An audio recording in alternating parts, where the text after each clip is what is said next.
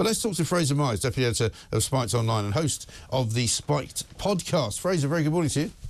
Good morning, Mike. Nice to talk to you. And I don't know if you're like me. I mean, I've been taking a bit of flack this morning because I've been saying, you know, the combined sort of wealth and combined expertise and combined knowledge of social media of Elon Musk and Donald Trump seems to have resulted in a bit of a hashed up, kind of not particularly well put together piece of audio that goes on for 2 hours and at times is rather kind of, shall we say, unfocused. It seems to me it was a great opportunity to do something interesting and they sort of didn't.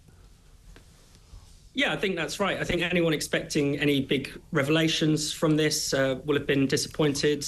You know, Donald Trump, maybe you could say, was on good form, but it was the usual talking points. You know, he's talking about his big campaign issues, you know, illegal immigration, it was a big factor, crime, those kinds of things. I suppose there were some interesting bits about him talking about his assassination attempt, you know, him saying he knew instantly that it was a bullet. He knew instantly that he was only injured in the ear, and talking about how, you know, how important it was for him to put that fist up to let the crowd know that he was okay. I thought that was quite interesting. But yeah, as you say, the technical side of it, things all went wrong. Musk has blamed a cyber attack but we know that they had technical glitches last time they tried to pull off something similar. So people may remember Ron DeSantis when he launched his presidential campaign, his failed presidential campaign. He tried to do it on X, and there were technical glitches that meant it didn't work. I mean, we should also say that there were many people who tried to stop it from happening, you know, officially. So there was this bizarre tweet from a European Union commissioner in charge of the Digital Services Act, who essentially sent a warning to Musk and Trump not to spread disinformation during this conversation. Yeah, which is a pretty extraordinary intervention from an unelected bureaucrat in Europe trying to tell, you know, essentially the Americans how to conduct their elections. Right. That's exactly right. But I mean, presumably his point was that, you know, we'll do the misinformation from here. Thanks very much indeed, and you know, you're not allowed to. But let's have a quick look at a couple of clips that we haven't seen yet. This is Trump talking about migration.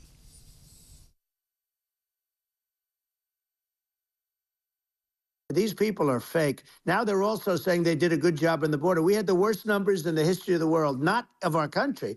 There's never been a country in history that has had a catastrophe like this. We've had, I believe, and I think you believe this too, you know, you hear 12 million, 13. I believe it's over 20 million people came into our country, many coming from jails, from prisons, from mental institutions, or a bigger version of that is insane asylums, and many are terrorists. And I'll tell you what, they're coming not just from South America, they're coming from Africa, they're coming from all over the world. They're coming from Asia, they're coming from the Middle East, they're coming from countries that are stupidly and horribly bombing Israel October 7th. They're coming from all over the world. And I mean, he makes a very good point there, Trump, because I mean, I've been saying this for a long time, that there are people entering the US via Mexico who have actually come from sub-Saharan Africa. And it's happening in such a big scale there that, you know, the idea that Keir Starmer's going to have a word with Giorgia Meloni and it's all going to stop is quite laughable, isn't it?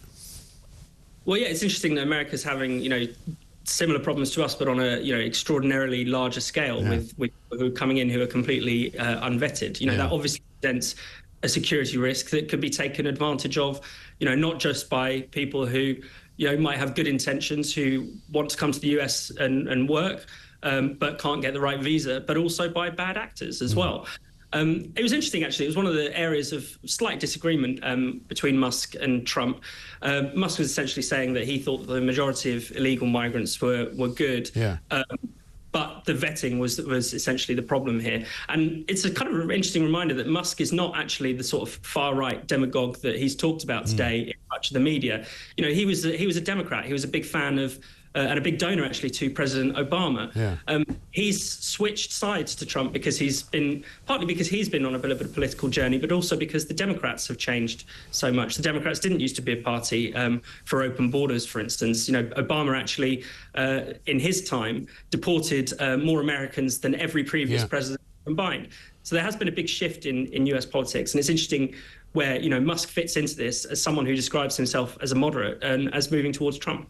Yeah, well, that's just what's happening here as well, isn't it? Because, you know, when Tony Blair took over Britain, nobody ever thought it was a far-left kind of government that was coming in, and they used to deport far more immigrants and illegal migrants than the Conservatives ever did 10 years later. But now suddenly we've got Keir Starmer, who appears to be much more to the left than Tony Blair ever was, and similarly over in the US. Let's have a listen to Elon Musk talking about Kamala being far, far left. What's happening sort of overnight is they're rewriting history and making Kamala sound like a moderate when in fact she is far left, like far left. Worse than Bernie Sanders. She is considered more liberal by far than Bernie Sanders. She's a radical left lunatic.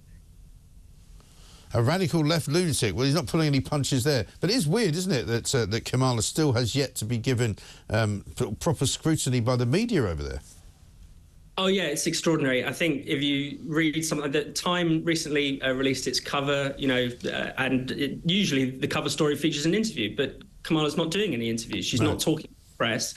And rather than scrutinising her for that, rather than saying, you know, what are your positions on X, Y, Z, what are your policies, the media are filling in the blanks by saying how cool she is, how great she looks, what brilliant vibes she gives off.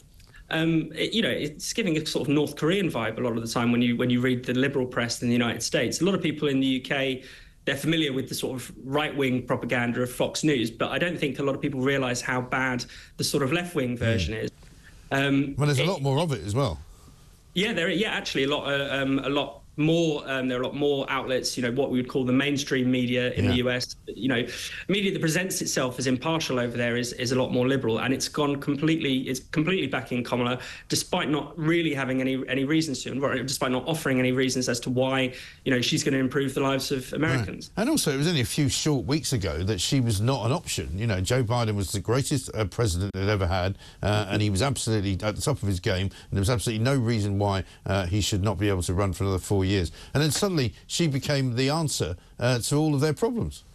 And it was reported at the time that one of the reasons why Joe Biden was clinging on was because he had severe doubts about her. Right. President Obama withheld his endorsement of her for a very long time because he had doubts about her competence. And now we're being told that she's essentially, you know, this mixture between Barack Obama, Martin Luther King and Beyonce rolled all into one.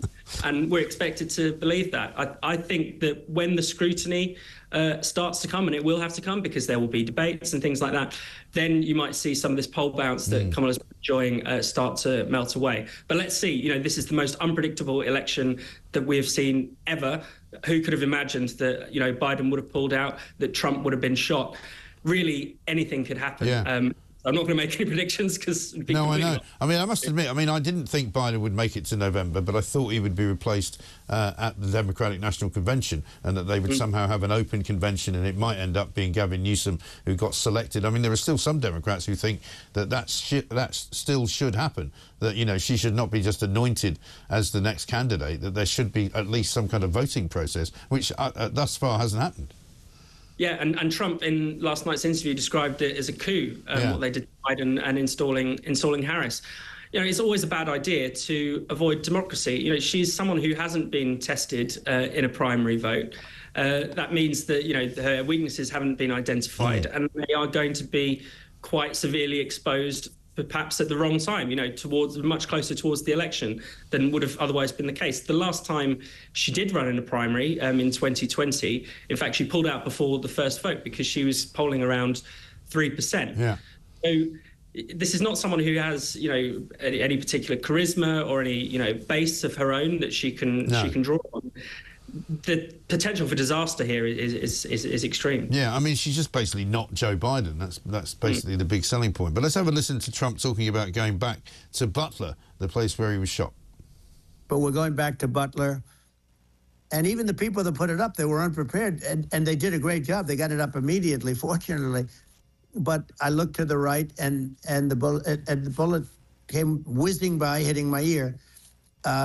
So it was amazing. But when you think of the odds of that, and you know that normally you wouldn't use it. Normally I wouldn't have the thing, and then, you know, it would have been a very different story. It's very much, I say, an act of God. It's a miracle.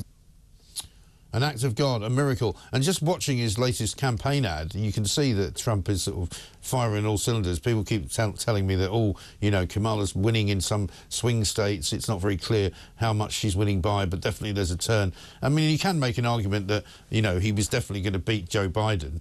And this might be a slightly different kettle of fish, but I still think he's in the kind of the expensive seats, and he's likely to win, isn't he?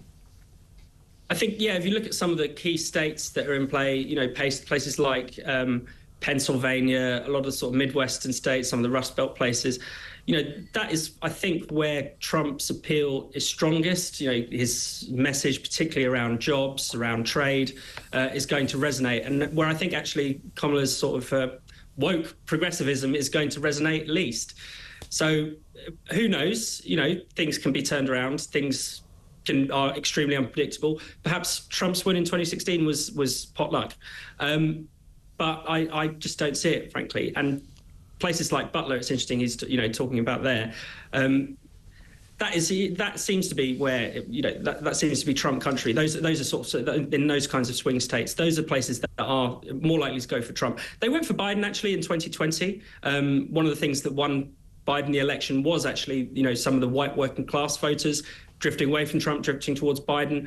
But I can't see Kamala having that similar appeal. She doesn't have that appeal to the working class in the same way. No, I don't think she does. Absolutely right. Fraser Myers, thank you very much indeed. Deputy Editor of Spiked Online, host of the Spiked podcast, giving his verdict on that Trump conversation with Elon Musk last night.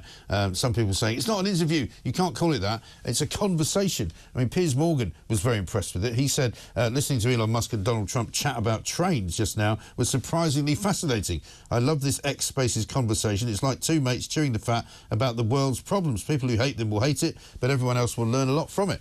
Yeah, I mean, there's been a lot said. It's been very interesting. I find it kind of weird that the way it's been set up. That there's Donald Trump sitting in his office, and you can see the picture there, just talking into his speaker on his phone. And the quality of the sound isn't great, and the quality of the sound coming from Elon Musk's end isn't great either. There's no footage of them talking to each other. Why wouldn't they just do it in the same room and then at least record it on a phone? Then it might have been at least slightly less jarring. I just think two of the most powerful men in the world when it comes to social media could have made it happen in a slightly different way. Maybe I'm wrong.